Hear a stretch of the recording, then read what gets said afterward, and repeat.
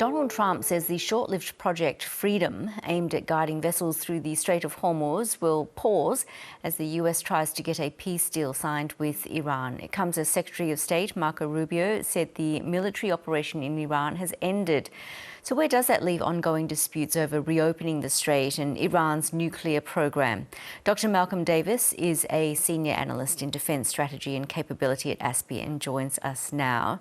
Dr. Davis, we're currently getting very early reports from Reuters quoting the Iranian Revolutionary Guards Navy as saying safe transit through the Strait of Hormuz will be possible with US threats coming to an end. What do you make of that language?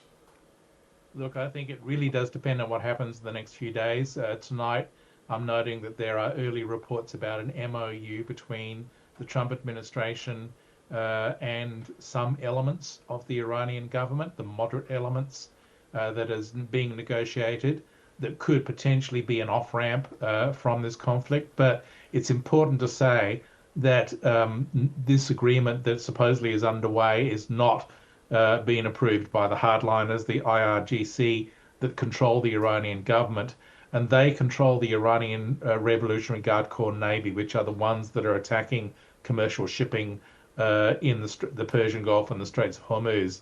So in terms of actual dialing down tensions in the Straits of Hormuz, I don't necessarily think it's on the cards just yet, but I think we're beginning to see efforts on the sides of the Americans and some aspects of the Iranian government to try and edge away from essentially an open-ended conflict.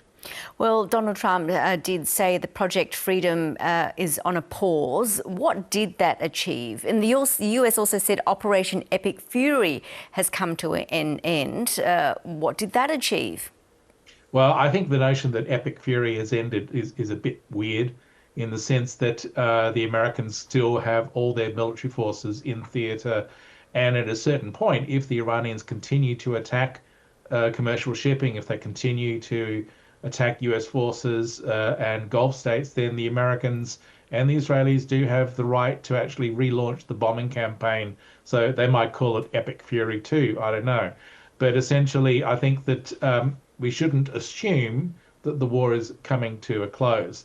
Now, in terms of Project Freedom, it didn't really achieve all that much. If you look at the AIS map of the Persian Gulf, which shows the shipping in real time, there's a vast majority of the ships that were there right through Operation Epic Fury are still stuck there. Not much is moving through the Strait of Hormuz. So I think that we shouldn't get too excited at this point in time about either Project Freedom or the notion somehow that the war is coming to an end. Well, we only have to look at Iran's response since then. It's very much of the view that the conflict hasn't ended. That's pretty obvious. What do you think Iran is pushing for in negotiations now? Look, Iran realizes that the longer that they control the Strait of Hormuz, the greater leverage they have. And they probably understand that President Trump doesn't really want to get back into a bombing campaign that is proving increasingly unpopular in the United States with the midterm elections coming up later this year. So I think the Iranians are going to draw this out. They are going to extend the pain for the Americans and continue to impose control on the Strait of Hormuz. They'll probably continue to do attacks on shipping inside the Persian Gulf and really sort of daring the Americans to strike back.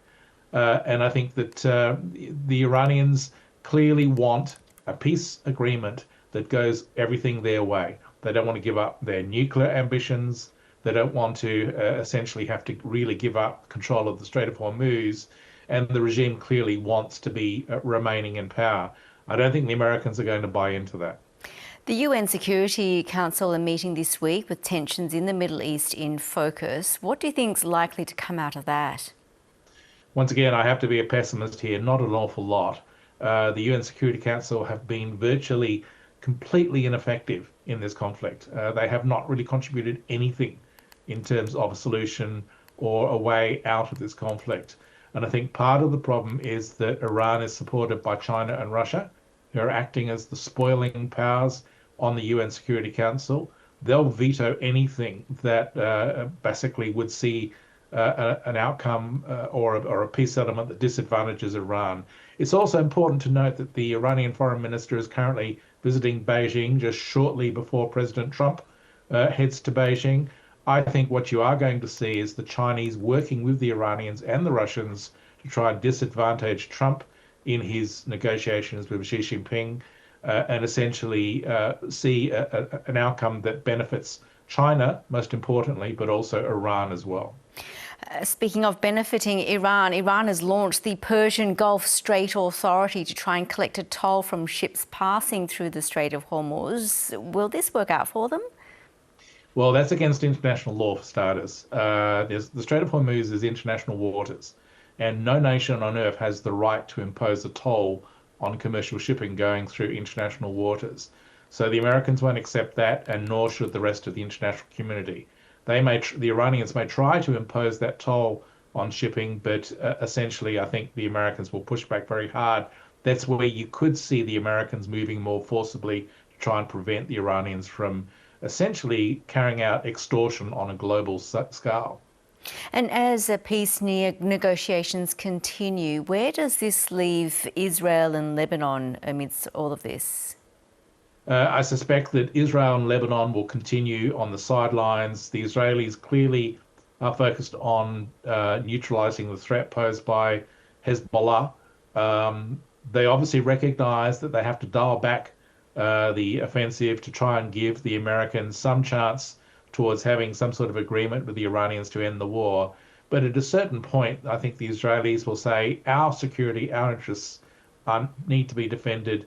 Their main concern, I think more so than Hezbollah, is that this war will end with the Iranian regime intact, with their nuclear weapons ambitions still there, with Iran still controlling 440 kilograms of highly enriched uranium that could be easily converted into weapons-grade uranium for nuclear weapons, and with Iran able to reconstitute its military strike capability. So from an Israeli perspective, what they don't want to see is the war end with an Iran in an advantageous position that could then carry on the threat against Israel.